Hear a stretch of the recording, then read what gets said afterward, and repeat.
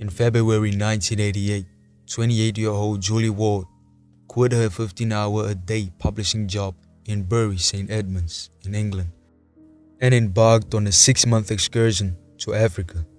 Julie was a budding amateur wildlife photographer, and she hoped to catch the immigration of the wild beast in Kenya Maasai Mara National Reserve.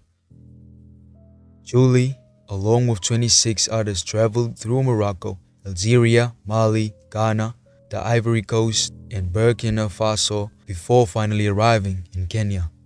This wasn't the first time Julie had visited this continent. In fact, it was the third, and during her previous trips, she had made local friends. These friends put Julie in contact with Dr. Glenn Burns, an Australian biologist who was also keen to see the migration of the wild beast. In early September, the pair met in Nairobi, and in the SUV Julie had rented, made the 5.5-hour drive to the Maasai Mara National Reserve. Once arriving in the park, the pair settled at the Sand River campsite in a large tent. Just as the two were beginning to make their first proper trip into the park grounds, which covers about 580 square miles, Julie's rental car broke down. Luckily for them, a tour guide happened to be passing the area and offered them a ride to the Serena Lodge, which was close by. A mechanic was called and Julie was informed that the issue was complex and required a part of being shipped in from Nairobi. Julie and Glenn were in a race against time as Glenn needed to return to Nairobi on September 4th, and Julie only had 7 days until she was due to fly home to England. Just as all hopes seemed dashed, a miracle happened. Glenn returned to Nairobi on September 4th and sent out the part that Julie needed. Within hours of the part arriving, Julie was back on the road and ready to capture the wild beast. As Glenn was now gone, Julie stayed at the Serena Lodge with Steve Watson, the tour guide who had rescued her and Glenn days earlier. On the morning of September 6, 1988, Julia left the Serena Lodge thanking Steve for his kindness and hospitality.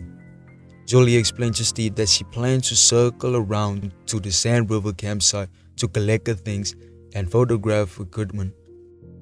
And this was the last time Julie Ward was ever seen alive, and what would follow would become one of Kenya's most disturbing and publicized crimes. When Julie failed to make contact with her father, John Ward, he immediately knew something was wrong. He contacted her friends in Nairobi and was disturbed to learn they hadn't heard from her since she entered the National Reserve. When the day of Julie's flight came, John held his breath, but his daughter never walked through the customs.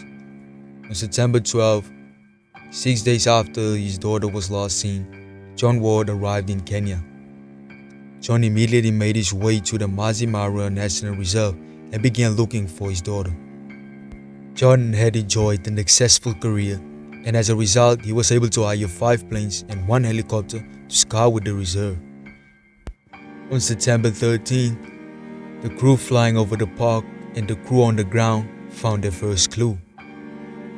In a creek near the Sand River campsite lay Julie's car.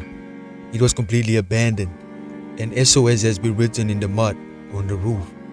There was no evidence inside to suggest where Julie may have gone. Just a few hours later, Park Ranger Simon Ole Makala radioed John Ward and told him to come to his location, as he has just made the disturbing discovery.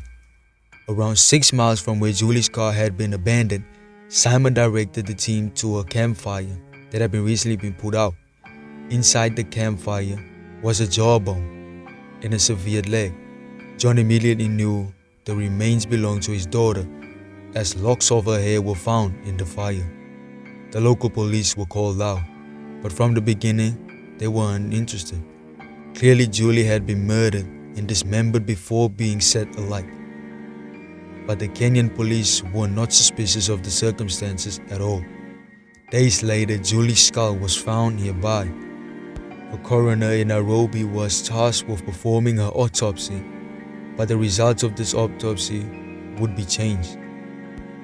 At first, a verdict of homicide was recorded. However, this was changed without the coroner's knowledge by a higher up in the association. Days after Julie's remains have been found, the Kenyan police fronted the media, stating that they believe Julia had been struck by lightning and ravaged by animals. Nobody accepted this verdict. But no matter how hard her family pushed, this conclusion would stick.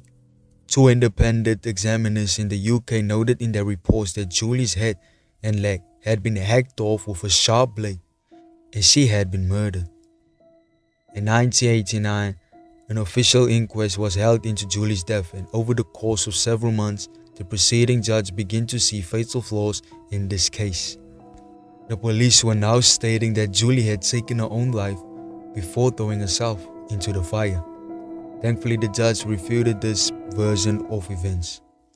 Frustrating, while he concluded she had been murdered, he saw no reason for any further investigation.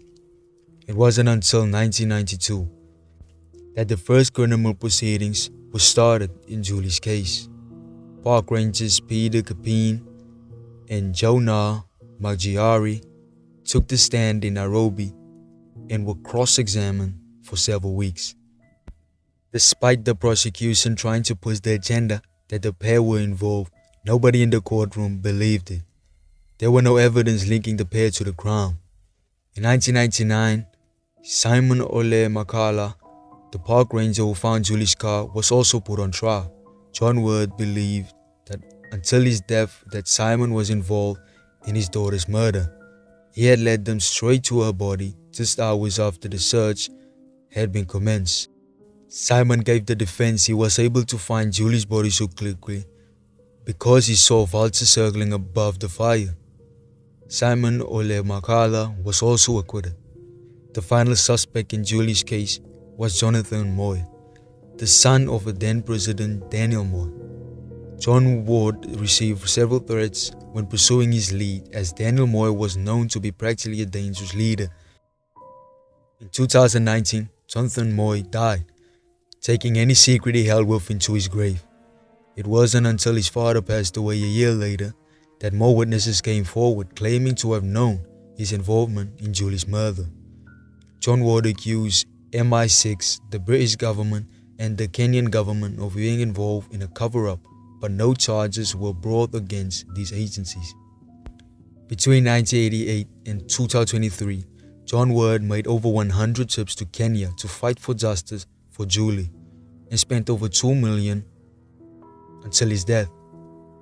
Both governments now accept that Julie was murdered, but it seems neither of them are willing to investigate the case further. John and Janet Ward passed away in mid-2023 within 2 weeks of each other. Until the day he died, John Ward campaigned fearlessly for his daughter.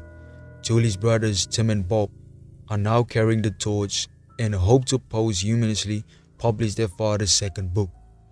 In the late 2010s, John asked the Kenyan government to test Jonathan Moy's DNA against the crime scene. This was denied. Until more evidence comes to light, the murder of Julie Ward will remain unsolved.